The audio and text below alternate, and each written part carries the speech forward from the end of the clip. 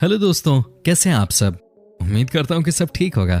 दोस्तों, जब भी बात आती है जापान की तो ऐसा लगता है कि यहाँ सब कुछ परफेक्ट ही होगा क्योंकि ये देश सबसे एडवांस्ड है। लेकिन आज हम आपको अपनी इस वीडियो में जापान के बारे में कुछ ऐसी वियर्ड चीजें बताएंगे जिनके बारे में जानने के बाद आप कहोगे ओ माय गॉड, ये क्या जापान है। दोस्तों, आप इस वीडियो के अंत तक हमारे साथ बने रहिएगा क्योंकि आज आपको बहुत मजा आने वाला है। साथ ही दोस्तों, अगर आप हमारे चैनल पे नए हैं और अब तक आपने इस चैनल को सब्सक्राइब नहीं किया है तो फटाफट इस नेक काम को भी कर ही लीजिए। दोस्तों, क्या आपको पता है कि जापान में आपको एक ऐसी चीज मिलती है जो कि आपको कहीं और नहीं मिलेगी। दोस्तों, इस जगह का नाम है द पूप म्यूजियम। जी हाँ दोस्तों, एक शब्द में कहा जाए तो यह है पॉटी का म्यूजियम। यहाँ पर दोस्तों आपको हर जगह पॉटी ही पॉटी नजर आती है। आपको बता दें कि इस जगह को बच्चे सबसे ज्यादा पसंद करते हैं। कहा जाता है कि जापान के बच्चों को हर चीज के बारे में प्रैक्टिकली बताया जाता है और इसलिए पॉटी के बारे में भी इन्हें खेल खेल में समझाया जाता है। ये देखिए कैसे बच्चे यहाँ पे खूब मस्ती कर रहे हैं। ये देखिए कैसे यहाँ पे लोग भी अपने बच्चों के साथ खुश नजर आ रहे हैं। आपको बता दूं कि यहाँ पर कोई भी मिट्टी से अपनी पॉटी को बना सकता है और ऐसे में बच्चे काम करना भी सीख जाते हैं और मस्ती भी हो जाती है। लेकिन सोचिए कि आज के जमाने में बच्चों को पॉटी के बारे में कौन ज्ञान देता है। लेकिन देखिए दोस्तों, यहाँ का नजारा ही अलग है। यहाँ पर आपको एक से बढ़कर एक टॉयलेट भी देखने को मिल जाते हैं। कमाल की बात है, यहाँ का नजारा पॉटी नुमा हो गया है। भाई, क्या आप इस जगह पे अपने बच्चों के साथ जाना पसंद करेंगे? अगर हाँ तो आप कमेंट करके हमें बता सकते हैं। दोस्तों, क्या आपको पता है कि जापान के लोग सबसे साफ सुथरे माने जाते हैं? जी हाँ, यहाँ के बारे में कहा जाता है कि जापान के लोग गंदगी बिल्कुल भी पसंद नहीं करते। लेकिन दोस्तों, क्या आपको पता है कि यहाँ पर 2-3 तरह के चप्पल लोग पहनते हैं? जी हाँ, यहाँ के लोगों के बीच में एक परंपरा बहुत ही कॉमन है और वो ये है कि जापान के लोग अपने बाथरूम के लिए अलग ही चप्पल यूज करते हैं। इनका मानना होता है कि जो चप्पल आप वॉशरूम में यूज करते हैं उसे आप अपने घर के अंदर नहीं ला सकते क्योंकि ऐसा करने से आपके घर में बैड लक आता है। दोस्तों, इसी बात को देखते हुए जापान में आप जहां भी जाएंगे आपको बाथरूम स्लीपर्स तो जरूर ही मिल जाएंगे। जापान में गुड लक और बैड लक मानने वालों की कमी नहीं है। ऐसे में दोस्तों, साफ साफ इनका कहना है कि किसी भी हालत में ये अपने बाथरूम के चप्पल को अपने घर में नहीं आने देना चाहते। इतना ही नहीं, ये कहानी सिर्फ एक घर की नहीं है बल्कि ये हर घर की कहानी है। दोस्तों, आपको ये चप्पल वाली बात जापान के होटल्स में भी देखने को मिल जाएगी। यहाँ भी आपको एडवांस में ही बता दिया जाता है कि आप वॉशरूम के स्लीपर्स को वॉशरूम में ही यूज करें, कृपया बाहर ना निकालें। सही बात है, हर देश में अपनी अपनी मान्यताएं होती हैं और मुझे नहीं लगता कि इसमें कुछ गलत है। दोस्तों, हमारी टीम भी खूब मेहनत करती है आपके लिए वीडियोस बनाने के लिए। उम्मीद करता हूँ कि आपको हमारा ये वीडियो पसंद आएगा और आप इस वीडियो को खूब सारा प्यार देंगे। कम से कम 30,000 लाइक्स तो आप देंगे ही इस वीडियो को। दोस्तों, अब जो मैं आपको बताने वाला हूँ उसे जानने के बाद आपके होश उड़ जाएंगे। जी हाँ दोस्तों, क्या आपको पता है कि जापान दुनिया का एकमात्र ऐसा देश है जहाँ पे कि आपको सबसे ज्यादा वैरायटी की आइसक्रीम्स खाने को मिलती है। जी हाँ, हमारे देश में या किसी भी दूसरे देश में आइसक्रीम होती है वनीला या चॉकलेट फ्लेवर की, लेकिन दोस्तों जापान की बात ही अलग है। यहाँ पर आपको आइसक्रीम भी एक से बढ़कर एक स्वाद वाले मिलते हैं। जी हाँ, आपको यहाँ पर नॉनवेज आइसक्रीम से लेकर ग्रीन टी आइसक्रीम तक सब कुछ मिल जाता है। क्या बात है। क्या आपने कभी सोचा है कि ग्रीन टी जिसे हम अपने देश में पीते हैं उसे जापान में जिया जाता है? जी हाँ, कहने का मतलब यह है कि जापान में ग्रीन टी आपको हर चीज में मिलती है, आइसक्रीम से लेकर कोल्ड ड्रिंक तक में। दुनिया में एक ही जगह ग्रीन कलर में कोक बिकता है और उस देश का नाम भी जापान ही है। जानते हैं क्यों? क्योंकि यहाँ के कोक में भी ग्रीन टी को मिलाया जाता है।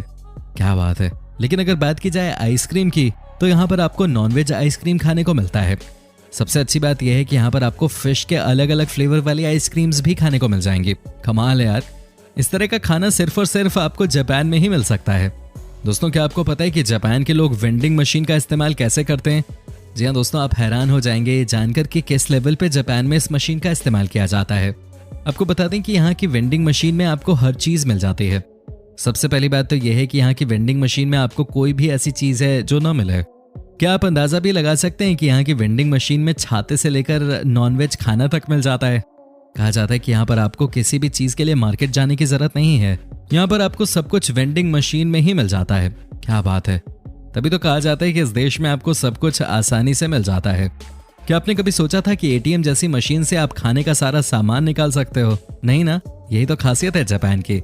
तभी कहा जाता है कि जापान जैसा कोई और देश है ही नहीं। आपको क्या लगता है दोस्तों? आप हमें फटाफट कमेंट करके बता सकते हैं, हमें आपके कमेंट्स का इंतजार रहता है।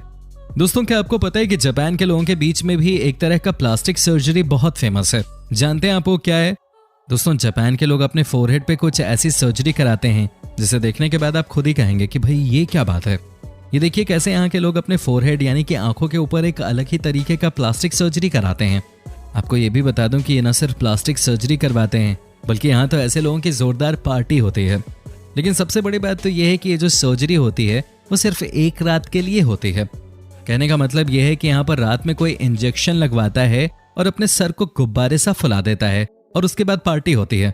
न जाने ये ऐसा क्यों करते हैं और ऐसा करके इन्हें क्या मिलता है। लेकिन दोस्तों जो भी बात हो, एक बात तो तय है कि जापान में कुछ भी संभव है कि नहीं। कहा जाता है कि जो भी इस तरह से प्लास्टिक सर्जरी कराकर पार्टी में जाता है उसे हैंडसम माना जाता है और लड़कियां उसमें बहुत इंटरेस्ट दिखाती हैं। वाकई में ये बात तो सच है कि जापान में लड़कियों को भी अजीब अजीब लड़के ही पसंद आते हैं। हालांकि आपको बता दूं कि कहा जाता है कि इस पार्टी में जाने के लिए लोग तरसते हैं और वहां सिर्फ वही जा पाता है जिनके अंदर इतनी हिम्मत है कि अपने फोरहेड पे एक ऐसा इंजेक्शन लगवाएं जिससे इनका लुक बदल जाए और सुबह होते होते जो गुब्बारा है वो ठीक भी हो जाए। क्या बात है, जापान है तो सब संभव है। दोस्तों क्या आपको पता है कि जापान की लड़कियों में गंगूरो का कॉन्सेप्ट बहुत फेमस है। जी हाँ दोस्तों, आपको जानकर हैरानी होगी कि यहाँ की लड़कियां अपने आप को खूबसूरत दिखाने के लिए अपने कलर टोन को ब्लैक करना ज्यादा पसंद करते हैं। कहा जाता है कि यहाँ की लड़कियों में ब्लैक ब्यूटी का कॉन्सेप्ट खूब चलता है, तभी तो यहाँ पर हर लड़की अपने आप को सुंदर दिखाने के लिए ब्लैक कलर का ज्यादा इस्तेमाल करती है। जी हाँ, इतना ही नहीं दोस्तों, आपको ये भी बता दूं कि यहाँ की लड़कियां अपने आंखों के नीचे भी बहुत ही अलग अलग कलर्स का इस्तेमाल करती हैं ताकि वो दुनिया में सबसे अलग ही दिखें। कहा जाता है कि इस तरह की लड़कियों को जापान में खूबसूरत माना जाता है। ऐसी ऐसी लड़कियों के पीछे अच्छे अच्छे लड़के पड़ते हैं। जापान में हर चीज ही अलग है। साथ ही दोस्तों आपको ये भी बता दूं कि कई लोगों का कहना है कि यहाँ पर तो लड़कियां अपने चेहरे पे ऐसे ऐसे कलर्स का इस्तेमाल करती हैं जिनके बारे में आप सोच भी नहीं सकते। कहने का मतलब यह है कि जो जितना अलग और डरावना दिखता है उसे यहाँ खूबसूरत और मॉडर्न माना जाता है।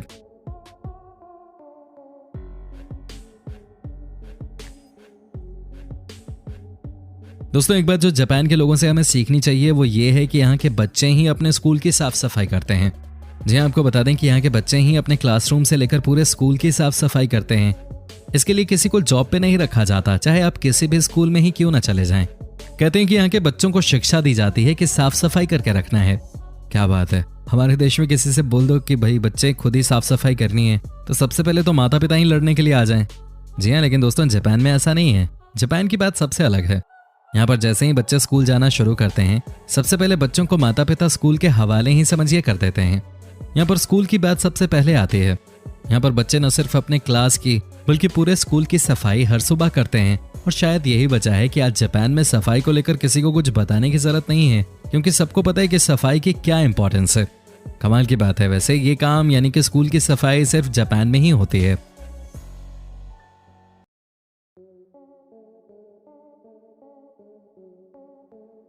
दोस्तों अब हम अंत में आपको दिखाते हैं कि कैसे जापान देश में रेस्टोरेंट में लड़कियों का इस्तेमाल किया जाता है कस्टमर्स को फंसाने के लिए। दोस्तों ये देखिए कैसे लड़कियां यहाँ पर आपको मेन्यू के साथ नजर आती हैं। ये देखिए कैसे मेन्यू कार्ड नीचे की तरफ है और लड़के स्कर्ट पहनकर ऊपर की तरफ है। समझ सकते हैं आप कि यहाँ पर रेस्टोरेंट वाले क्या दिखाना चाहते हैं। कई तो आपको ऐसे भी रेस्टोरेंट मिल जाते हैं जहाँ पर लड़कियां लेटी रहती हैं और उनके ऊपर खाने को रख दिया जाता है और फिर लोग खाना खाते हैं। लेकिन दोस्तों आप देखिए यहाँ पर कि कैसे लड़कियों को इन्वॉल्व किया जाता है खाने के मामले में। कैसे लड़कियों को छोटे छोटे कपड़े पहनाए जाते हैं और उसके बाद उनका इस्तेमाल किया जाता है। अब आप ही बताइए क्या कहेंगे आप इसे देखकर। वैसे दोस्तों जब जापान ही है तो यहाँ पे कुछ भी हो सकता है। जी हाँ, आपको बता दूं यहाँ के लोग सबसे ज्यादा प्रैंक करते हैं। वो कहते हैं ना कि आपको लगता होगा कि जापान के लोग तो बहुत ही शांत होते होंगे, ऐसा नहीं है। अब आप जापान के लोगों को मस्ती करते हुए देखेंगे तो आपको पता चल जाएगा कि यहाँ के नज़ारे क्या होते हैं। जी हाँ, ये देखिए कैसे यहाँ पर एक दूसरे को डराया जाता है। क्या आपने कभी इस तरह का प्रैंक करते हुए किसी को देखा था क्या आपने कभी किसी और देश के लोगों को इतनी बदमाशी करते हुए देखा था क्या? शायद नहीं देखा होगा, है कि नहीं? आप खुद ही बताइए ना।